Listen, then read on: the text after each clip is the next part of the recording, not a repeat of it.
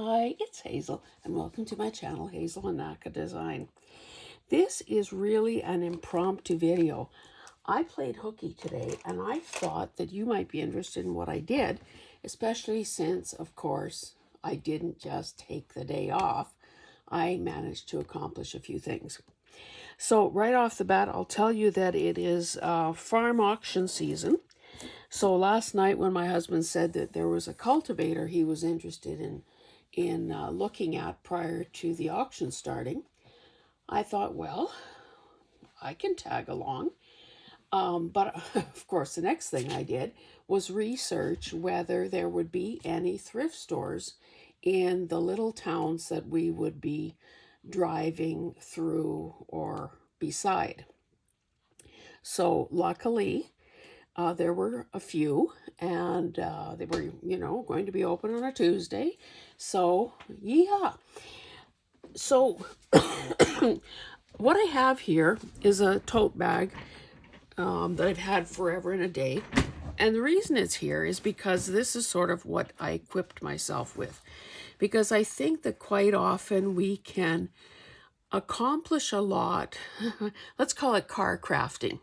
So as long as you're not the driver, it's totally safe to do. So this is what I pack. Now, originally I was thinking, I should take some slow stitching to do. But then it seemed like, I didn't feel that my pieces were ready. So at the last minute, I decided that I would take some of the items that I have been, that I've shown you in a, how about a mask? That I have shown you in thrift haul videos. Now this bag has this front pocket, which was a good thing.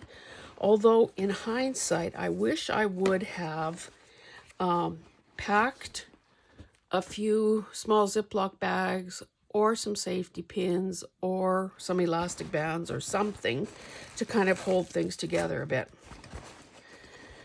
Okay, so my main tools, and I'll show you, obviously I got a lot done because it was like basically 3 hours of driving all told.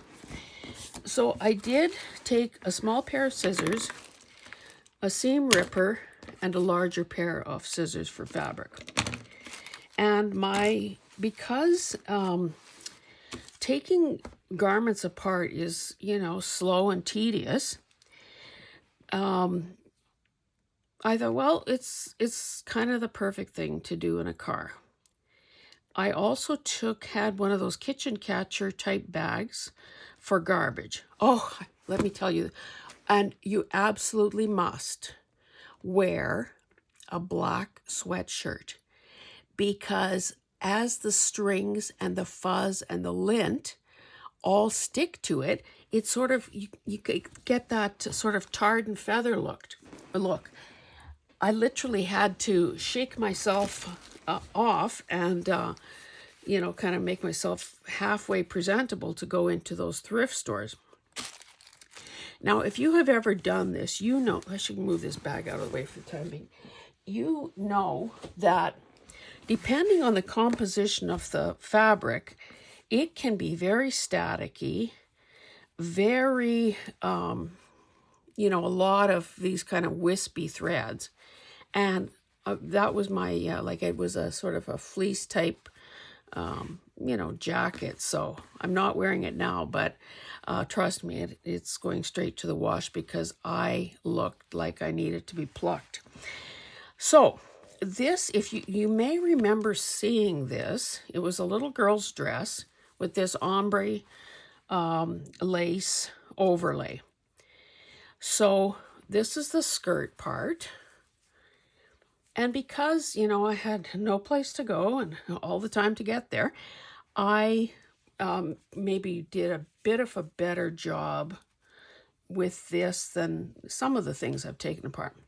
So I would have washed this so I don't have to worry about washing it. I may or may not iron it soon because, if you're not using it immediately, depending how you store it, you're just going to crease it again.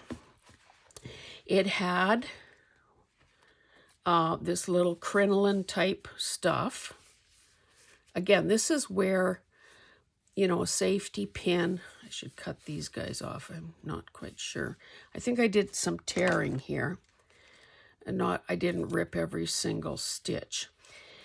So this is where it would have been handy to have, you know, like I say, an elastic band or safety pin or something to kind of hold all this together. As it is, it's not very neat, but you get the impression. I decided in this case to, like, this is the hem from the skirt. Now I could have taken that down and ended up with, you know, another 1/2 inch or 1 inch of fabric or lace. But I thought, you know, sometimes having something like this might be a better use of a piece, because obviously I've got all this that I can have as sort of a more irregular edge.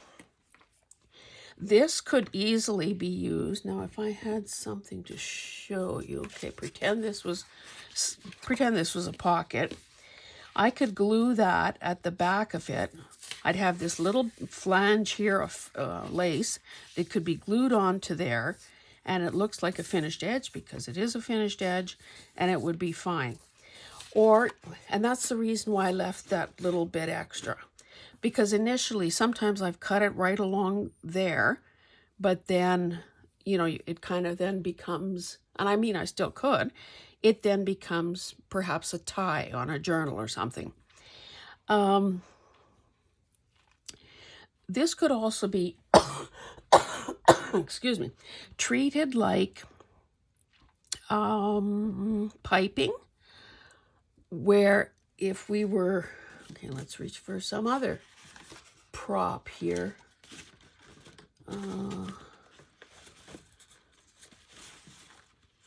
Sorry, I wasn't really prepared for that. Let's pretend that this was, that we were making a pocket or something. I mean, pretend this is, maybe this would be more easier to imagine. Suppose this is a signature page, and we want to turn it into a top-loading pocket. So this could be put in there, again, you know, up to the finished edge, sewed around here and here, leave the top open, and you've got this decorated pocket. Or if you wanted it side-loading, you know, do the decorative element at the top. So I wanted to kind of leave my options open. This label is nothing great. It's just a Walmart brand. But I took it off anyway, because who knows? It might fit in well somewhere. Now, I didn't, in this case, I didn't do anything with the zipper. I don't need any more zippers. I've barely used, I think I've used 1 or 2 out of the millions that I have. So I basically just got this. Now, whether it's worthwhile salvaging this one or not because of its color, you know, that's a possibility. I guess for now, maybe I'll hang on to it. There don't seem to be that many stitches to remove, so I might still do that. This piece is obviously a seam that I cut off something. Now sometimes, now this is pretty thick because it's got the lining and it's got the lace and maybe another piece of lining, another piece of, like there are probably 1, 2, 3, 4. It looks like about 6 layers here that have all come together. You know, maybe something like this because it's fairly bulky. You know, maybe this, if we really stretch ourselves here, we think, okay, maybe that could be used as a journal, you know, as part of the elements on a journal topper. I know that if it were Kim doing this, Kim Newberg, she would be saving every single speck of this. Well, I don't have that same commitment that she does. Plus, I'm older. I don't have as many good years left in me to deal with all of those kinds of things. This is the skirt lining. So we'll set that off to the side. This is another, obviously a piece of another. This one is a lot thinner. Not sure where this came from. Anyway, I can see using this because it's kind of cute. It could even be part of a spine dangle.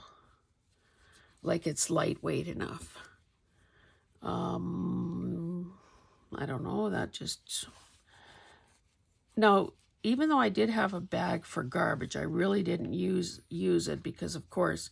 Oh, and the other thing I always have in the car is one of those lap desks, you know, with the padded underside and the hard surface on top.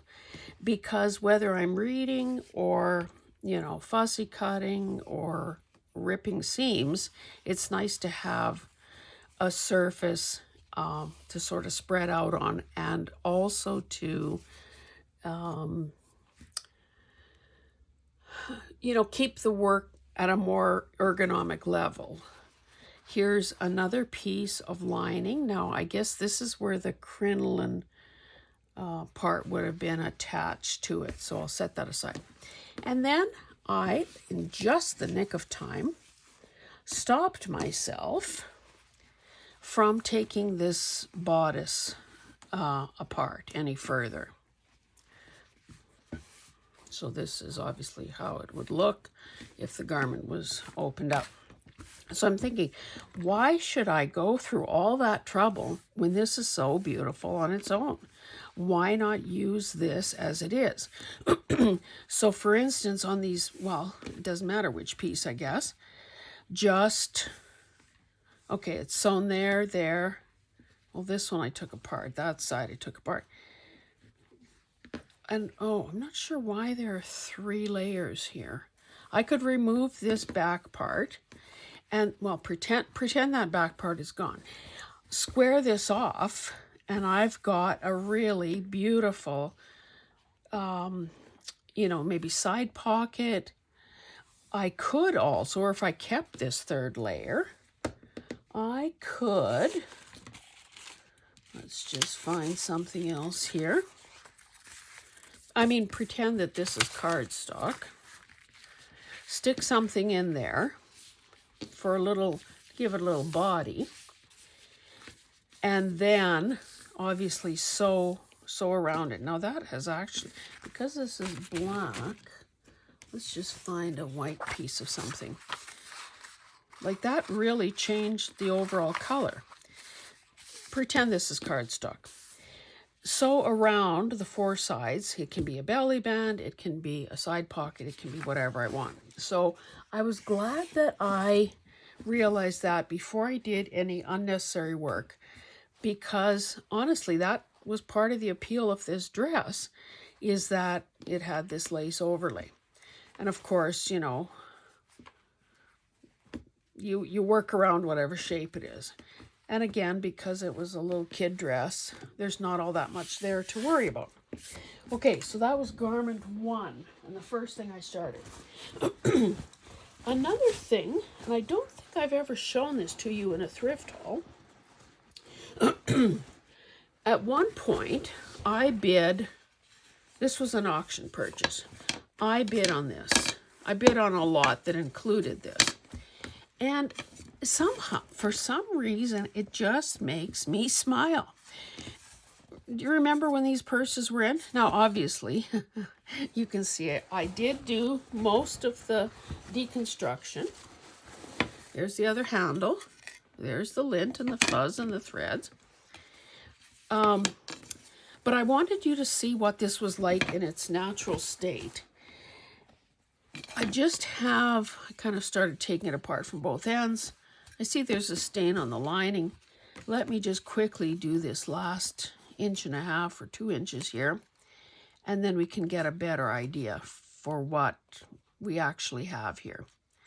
Now, of course, I haven't washed this, because how could I have washed anything with wooden handles? So I'm hoping that, you know, either that stain comes out, or You know, of course, we always have ways to disguise things. But I'm thinking, again, the work has been done. This is already lined. Anybody need some plywood? I bet you I have another set of handles similar to this from, you know, whenever these things were popular back in the day. Okay, so of course the side seams still need to come apart, but let's just pretend that, of course, if I will wash it. I see there's a little boo-boo there, a little stain of some kind. All this gathering, oh, and there's dirt here too, will relax, of course, as it goes through the washer. Oh, by the way, yesterday, the appliance guy did a service call. I think I told you guys that about 2 weeks or so ago, seems like longer, I happened to be walking by the dryer and I noticed that it had stopped with time left on the timer. So I thought, well, it was probably dry, so why don't I just take the clothes out and deal with them? And they were so hot to the touch that I literally could not touch them. And I'm thinking, well, this isn't a good sign. Long story short, wait all this time for the guy to make the service call. I had phoned and given him it's a Maytag, but apparently Maytag was bought out by Whirlpool. So it's a Whirlpool machine. We bought it in 2018. Remember those commercials about Maytag repairmen being so lonely because nothing ever breaks? Anyway, so I give him the model number, tell him what the issue is. Finally, the time has arrived for him to be here. So first thing he does is he wants to take it all apart. So I'm thinking, well, that's a bit extreme. I mean, what do I know? Do what you have to do.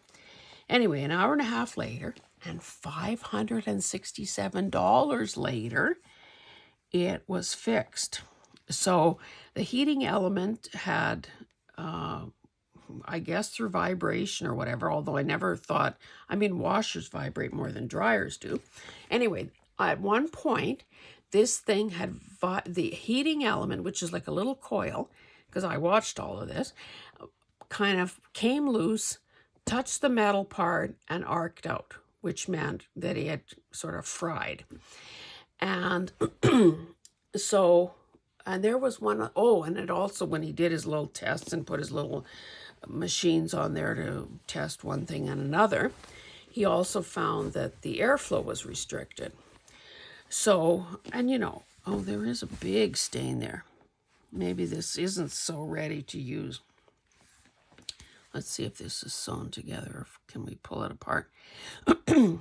Anyway, so of course we had the vacuum cleaner at the ready. I, of course, and you should too, clean the lint trap with every load. Sent my husband outside to look at the vent to the outside. It was good. Anyway, he ran this snake type thing with a brush on the end, a 4-inch thing, to make sure that that it was getting enough air as it should, and blah, blah, blah. Anyway, so the dryer is now working, and I quickly did a few loads of laundry yesterday. Anyway, I was also concerned that,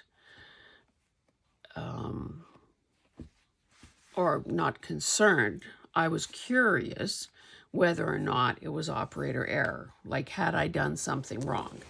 And he says, no, there was no, there's no way I could have prevented it, blah, blah, blah. So anyway, I felt a little better about that. But yeah, considering, and those of us who are of a certain age know when appliances of all types lasted for 25 or 30, or in the case of chest freezers, could last as long as 50 years. So yeah, maybe now they measure appliances in dog years. So maybe our 7-year-old dryer is actually like 49.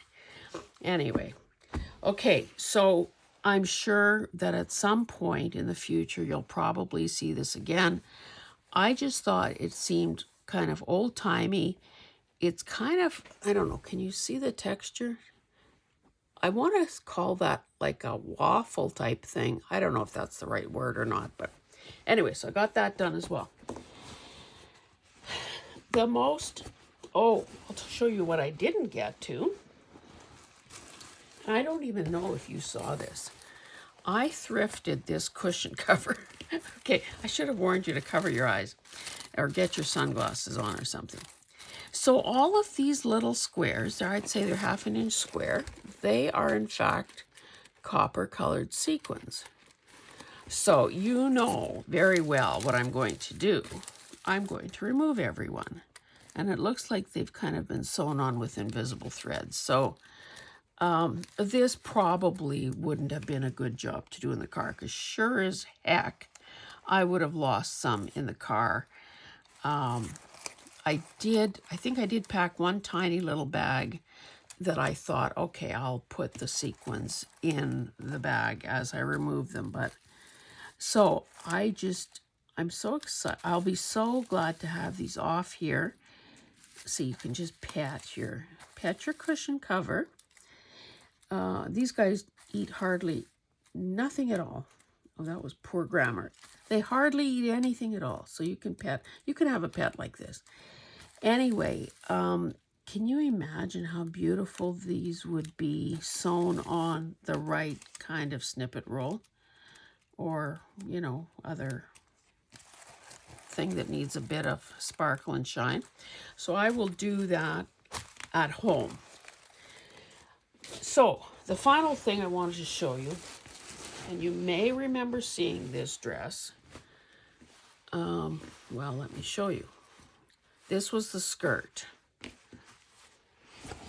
And this bag is full of, here's my garbage bag that I didn't use.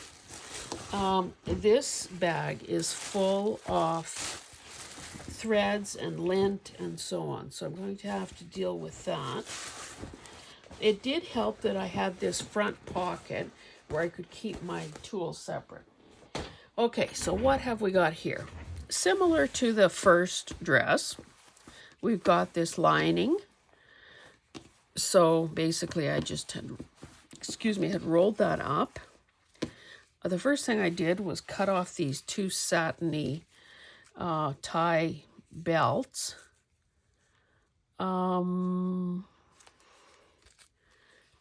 know how much good they are at this point, although I suppose a person could sew them together. I mean, and probably disguise that seam with something and use it. Then it might be long enough to use as a tie. Here is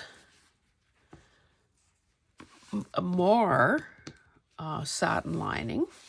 This is the thin stuff that the crinoline was attached to. Now I don't know how the thread is still there, so I'm not quite sure how I got this off.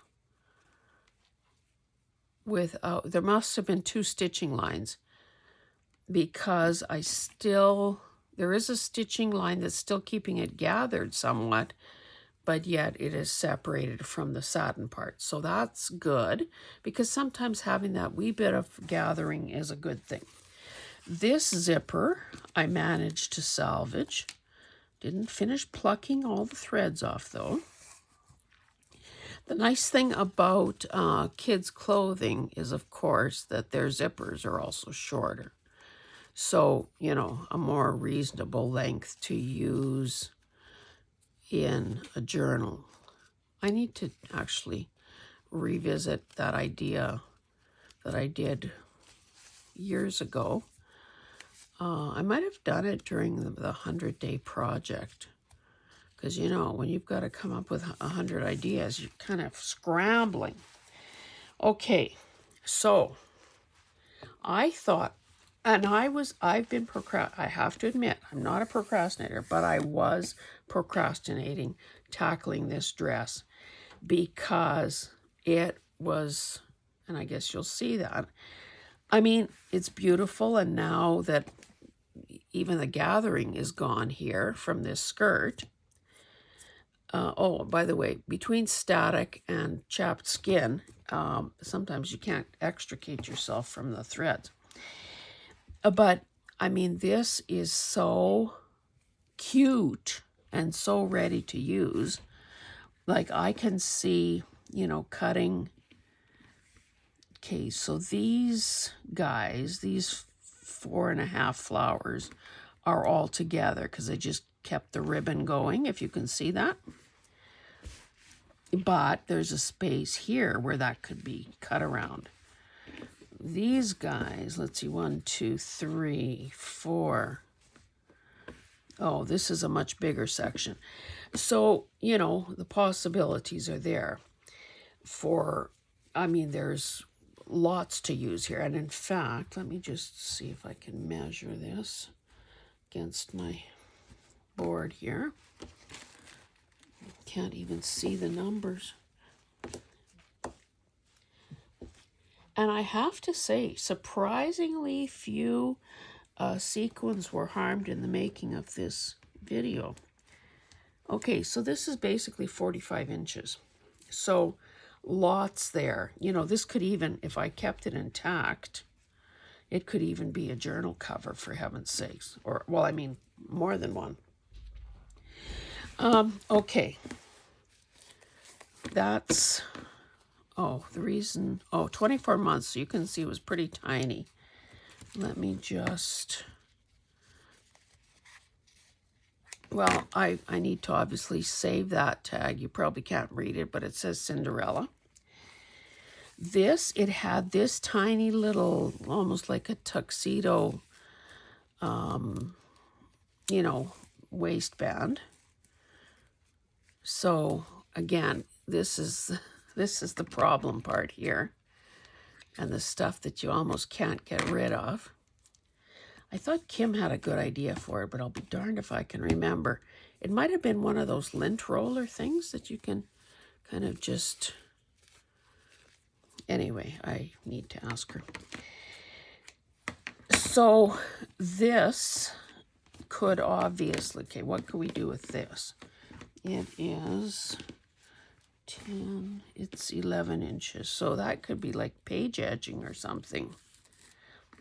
If a person was maybe doing a white-on-white journal. I don't know. I need to think about that. I thought this was so very cute. Well, let's cut this part off. We don't want that. This was, again, the placket around the lip, around the liver, around the zipper. Where did liver come from? This, I was going to say I'm going to throw it out, but maybe I'll keep it. But look how cute that looks. Oh, what is going on here? This is the other side of the zipper, aka liver. It's got its own, even though the threads are gone, it was in that position so long, it's just holding its shape. Although, again, all these threads that need, and you can see a lot of this stuff was clinging to that top of mine. Luckily, I did this on the way home, so didn't really have to go into many public places. Oh, so all told, I hit 4 thrift stores, and I didn't bother researching what the population of these towns was. That maybe I'll be, by the time I do the haul videos, maybe I'll try to find that out. Because I think what I would be saying about the day is that, you know, maybe people need to get out of the city and visit some smaller towns, because I thought the prices were certainly more attractive. Okay, so this is what the bodice looks like. Whoopsie. Okay, so so there's this backing fabric, and there was this other kind of lining. So I removed that, but I left this. So I honestly don't know what I will do next. I mean, by this time, it was time to, I think this one might still have its, I don't know, I have to investigate. I don't know why I only have two. Oh, no, here's the other one. So those have all been removed. Okay. So here is where the shoulder seam is. You know, again, maybe the best bet here is just to sort of cut around it. Now I think, let's just see what we have. So again, yeah, because the sequins are covering up a lot of the tulle and the flowers are covering it up, I don't think I even need to worry about that lining in this case. So what I'll probably do here is just cut the lining away and leave these pieces to use as they are. You know, obviously cutting them down if necessary, but I don't think I'm going to bother wasting my time with that tiny little seam allowance there. What am I going to get, an extra 1/4 of an inch? Not worth it. Sometimes you just have to, you know, say enough is enough. Anyway, I just wanted to prove how much you could get done in the car. You know, otherwise this would have been like I was a captive audience there. So this allowed me to get some of this tedious stuff done that, you know, I don't have to do kind of at home when I maybe should be making videos or making digitals or who knows what. So I think that with spring and summer coming and maybe people doing more car trips, I think my intention, and we'll see how this, I have to think about what kind of a container I want. At first, because I have a million tote bags, trust me. But you know, they're floppy and whatever.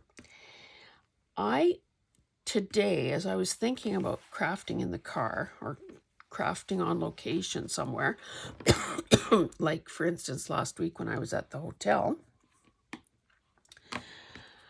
I think I'm going to see, oh, I know what I have. Back in the day, when I was going to a lot of meetings and conferences and so on, I have some of those, excuse me, some of those wheeled, like sort of office on wheels kind of thing, where there was compartments for files and laptop and chargers and cords and whatever. That would probably be the ideal tool. I mean, it's got some structure to it, so it wouldn't get crushed in the car. But I'm thinking of putting together some sort of, I don't know, crafty crash cart. I don't know. I guess if I get to that point, I will, you know, do a video and show you what I put in there. I think it's, you know, obviously, and this would be true, I think, no matter where you live, you have to be cognizant of temperature fluctuations. Like, definitely couldn't keep a glue stick in there, couldn't keep a bottle of art glitter glue or anything like that, because temperature change. Can you imagine if it gets to be 35 degrees, well, say 35 Celsius, which is in the 80s, what would happen to that in a car? And I think the interior temperature of a car can get even closer to 40 degrees. So, and of course, in winter, if you were at a hotel or something and there wasn't heated parking, likewise, you could have stuff freezing. But for those supplies that would not be affected by temperature, wouldn't it be nice to have some doodling stuff and a sketchbook and, you know, goodness knows, most of us have enough of everything that we can make a duplicate set of, you know, a second set of supplies and not miss a beat. If I don't have, you know, cutting mats and rulers and knives and so on, then I don't have anything. Even some basic stitching, like not stitching, but spools of thread and a variety of, like a needle book or whatever. Because honestly,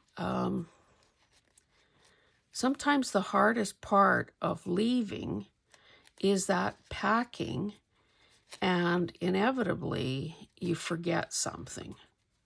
Just like when I went to the hotel, couldn't remember packing scissors, didn't find them immediately. I ended up buying another pair today when I realized, oh boy, wouldn't some elastic or bags or what else did I say? Or safety pins, wouldn't that have been a good thing to have?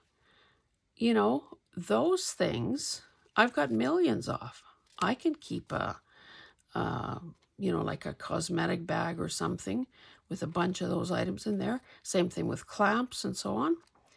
So yeah, I think that when the dust settles and I have time to think about that, my husband is going on another conference next week, but because it's in the days leading up to the live sale that Joni and I are doing, and I just don't know if I can afford the time, so I might sit this one out. But one of these days, when I get this done, I will definitely show you what I've included. And if you have any, let's just take this stitching out. If you have any bright ideas, if you've done this, packed like a traveling craft kit, supply kit, or if you wish you would have, you know, maybe offer a few suggestions as to what you'd make sure you have in yours. I don't know why those last few threads, I guess they probably backstitched or something there. Or because I'm on camera. Anyway, that's it for today, guys. Thank you so much for being here. And again, I hope that you maximize your crafting time if you're so inclined. And of course, do remember to look up and out the window occasionally, if only to save those poor neck muscles of ours. And yeah, we made 300 and, what was it, 332 kilometers or something. So that is a lot of driving. So yeah, I did look out the window, but I still have a sore neck. So par for the course. Okay, guys, thank you so much for being here, and we'll see you in the next one. Bye.